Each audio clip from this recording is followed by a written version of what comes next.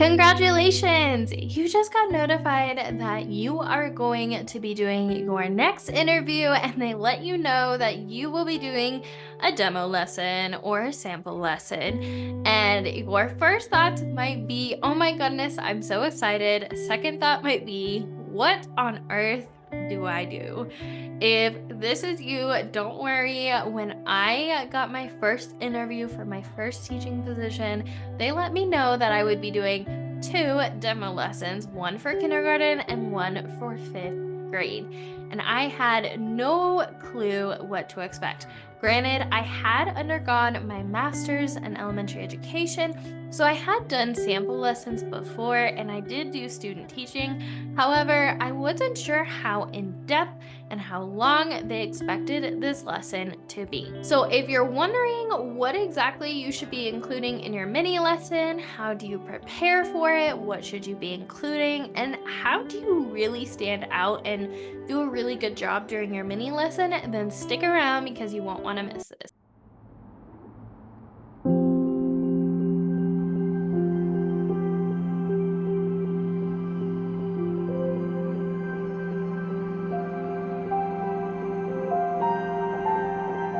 All right, so the first thing I highly recommend that you do once you find out that you will be doing an interview is to email and ask the person more about the mini lesson. Some questions I would include in this email is what grade level, if they haven't told you already, how long the lesson should be, and are there any specific curriculum, skills, or state standards that they want you to address during that time or subject. Once you have a basic understanding of what they're expecting, you can then tailor your lesson from there. Now, in general, I love to use my lesson plan that I used during college. This was a very thorough lesson plan that I would use for my observations, and then when I started using it for my interviews and my observations as a teacher, I got a lot of compliments on this lesson plan particularly, but I'm going to walk you through what this lesson plan template that I have typically includes and what you might want to include during your mini lesson.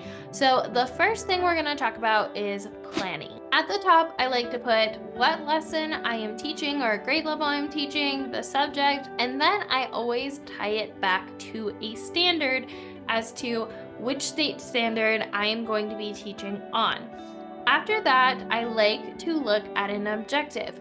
I create an objective to show whether or not my students understood the story. So for example, let's say in my kindergarten mini course or mini lesson, I had to teach about if students could retell the story, and that was the state standard.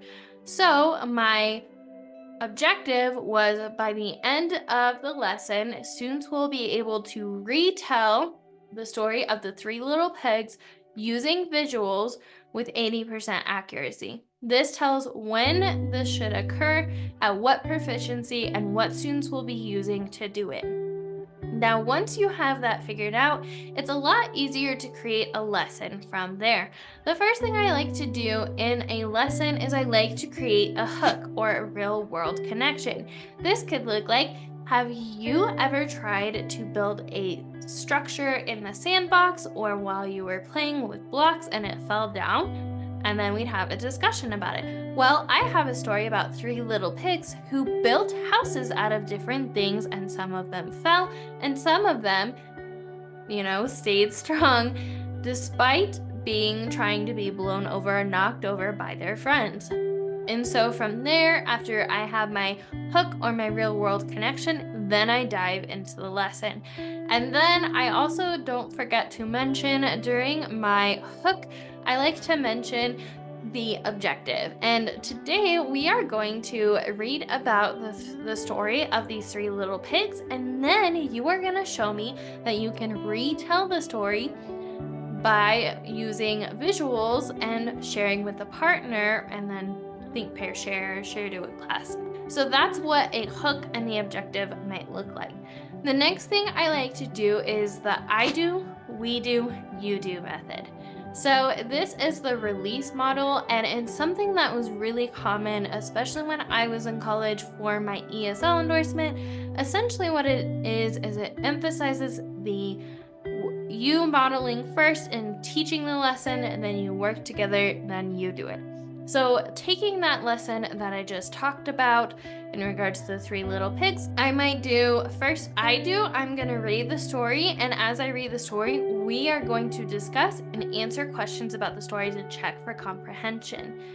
Now, in general, there are different types of assessments that you want to have throughout the lesson. So, this might be something that you're familiar with your teaching program, but there's formative and summative assessments and formal and informal assessments. Now, in general, I like to have 3 informal assessments throughout the lesson, which means I'm checking for understanding from my students at least 3 times.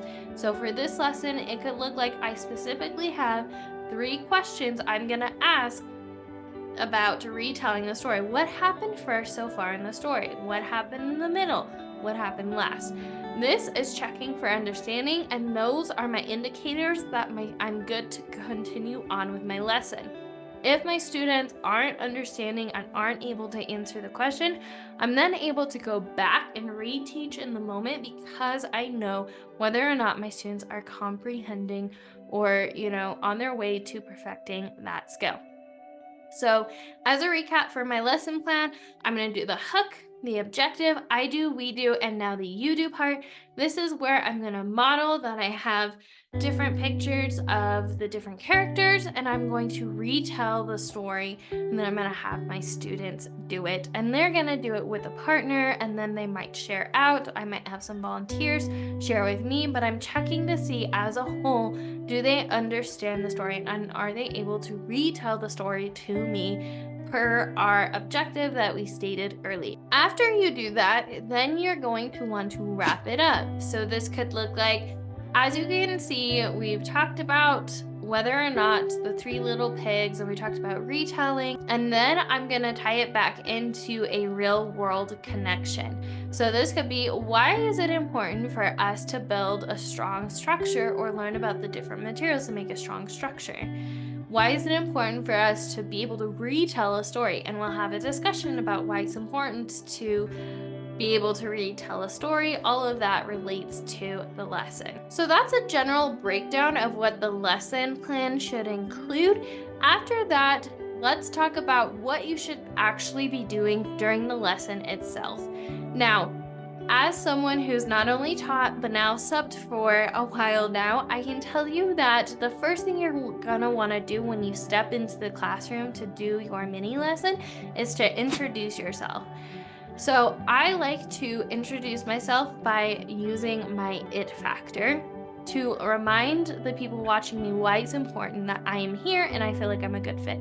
So for me, that could be, good morning, class. My name is Miss Haynes, and something you should know about me is I love to play games and I love to get my students moving. So, something about me is I have 2 dogs named Coda and Kenai from Brother Bear, and I love the movie Moana. Something to connect with. That's the first thing you're going to want to do because the students are more likely to listen to you when they have a buy-in and they know a little bit about you. It's a little bit upfront just to start teaching right away. You kind of want to build that connection with them first. The second thing you're going to want to do is you're going to want to model procedures. And again, if you have only 20 minutes, this can be very short, sweet, and to the point. You can be like, one thing I'm looking for is for my students to be showing me that they're listening, and let's talk about what that sounds like and looks like. And then you can talk about what it looks like, sounds like, model it, talk about why it's important and what it doesn't look like. Any procedures that you want to teach on the spot to show you have strong classroom management skills, I recommend doing at the beginning. Again, don't take too long for this. This could be under a minute, just really quick touching on that, but that shows during your mini lesson that you have strong classroom management skills and that You're able to take control of a classroom, regardless if it's your usual class or not. So, again, the first thing you're going to want to do when you actually teach the lesson is introduce yourself to have some buy in with your students. The second thing you're going to want to do is to model some basic procedures and expectations in class, because the last thing you want is to deal with disruptive behavior right as you're being observed with students you've never met.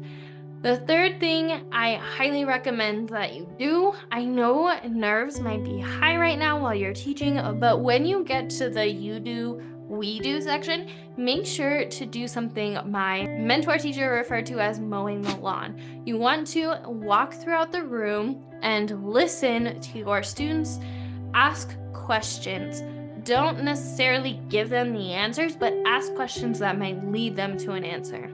So if my students start talking about how the wolf built the brick house down, I might ask questions. That's interesting. I wonder if that's what happened first in the story, and then let them discuss about that. You want to help lead them into the right direction by asking questions instead of giving them the answer. So that's the next thing you're going to want to do. The final thing I recommend you do in the moment is ask for understanding, like I said, 3 times. That shows that you are checking for understanding as you go. You're able to reteach in the moment if your students aren't getting it. They're not necessarily seeing if you can get, well, yes, your students to know whatever skill.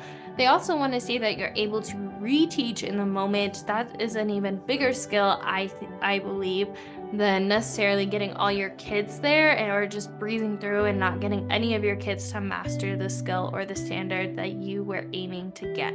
So that wraps up all you need to know about teaching a demo lesson. If you want to dive deeper into the teacher interview process, I highly recommend that you subscribe to wherever you're joining us from. That way you get notified about the next part in the series, where we're going to be talking about even more tips about how to land your upcoming teaching position. And then if you want to take it a step further, I highly recommend you download the Ultimate Teacher Interview Guide. Now, this guide is a combination of all the questions I've gotten asked in the past about landing an interview. I started to notice some trends, so I just put all my answers in one spot so you can go to one spot and find all your answers instead of spending time on the internet trying to compile different places to get your answer. So I highly recommend you check out that ultimate guide. The third thing I want to recommend you check out is if you have an interview coming up and you want to get everything done ASAP, I highly recommend you check out the Land Your Dream Job mini course. Now, this mini course is of 5 lessons. They're under 10 minutes. I try to make them as short and concise and actionable as possible. But when I was trying to help teachers online through the DMs, I noticed that it was really hard for me to help teachers get to where they wanted to be. And I know that a lot of the teachers I was talking to were student teachers who maybe had an interview next week, or they were teachers who were already teaching and didn't have the time to spend a week, 2 weeks getting ready for the interview process. So I created a mini course that walks you through everything you need to know, from researching positions and applying to them to following up after your interview in a single weekend. So if that's something you're interested in, I highly recommend you check out the Land Your Dream Job mini course. As always, remember, we are stronger together, and I will see you in the next one, teacher bestie. Bye.